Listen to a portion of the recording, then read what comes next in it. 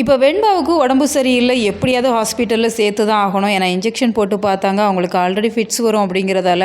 இப்போ அவங்களுக்கு அதிகமாக ஜுரம் இருந்ததால் இப்போ ஃபிட்ஸ் வந்துடுச்சு, வேறு வழியே இல்லை, ஹாஸ்பிட்டலில் அட்மிட் பண்ணியே ஆகணும் அப்படிங்கிற மாதிரி தான் அந்த கம்பவுண்டரும் சொல்லிடுறாங்க. அப்படிங்கிறதால சரி ஹாஸ்பிட்டல் கூட்டிகிட்டு போகலாம், அதுவும் எந்த பிரச்சனையும் இல்லாமல் அவங்களுக்கு தெரிஞ்ச ஒரு டாக்டராக இருக்கணும் அப்படிங்கிற மாதிரி அந்த ரவுடிகளுக்கு சாதகமான எந்த ஒரு பிரச்சனையும் இல்லாத ஹாஸ்பிட்டலில் தான் இப்போ அட்மிட் பண்ணலாம் அப்படிங்கிற மாதிரி தான் இப்போ வெண்பாவை தூக்கிட்டு வராங்க.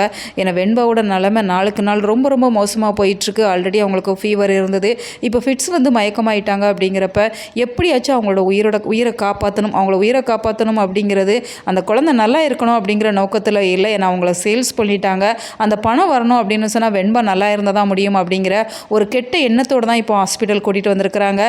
இப்போ வெண்பா ஹாஸ்பிட்டல் வந்தது கூட ஒரு வகைக்கு நல்லது தான் அப்படின்னு சொல்லணும். ஏன்னா கெட்டதுலேயும் ஒரு நல்லது அப்படிங்கிறப்ப எப்போவுமே அவங்க ரூம்லேயே அடைச்சி வச்சுருந்தாங்க அப்படின்னு சொன்னால் சுற்றி இருக்கிறவங்களால கண்டுபிடிக்க முடியாது.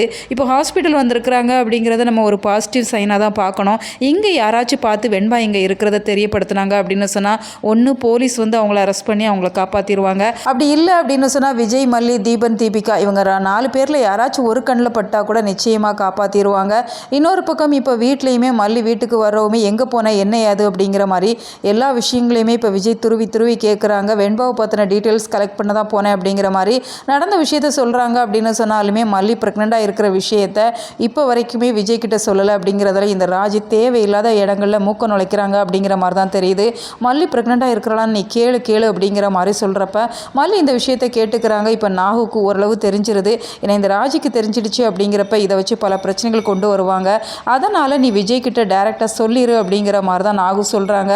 அது எப்படி நீ இந்த நேரத்தில் சொல்ல முடியும் அப்படிங்கிற மாதிரி தான் மல்லி சொல்கிறாங்க. நிச்சயமாக சொல்லிடுவாங்க அப்படின்னு சொல்லி தான் எதிர்பார்க்கப்படுது.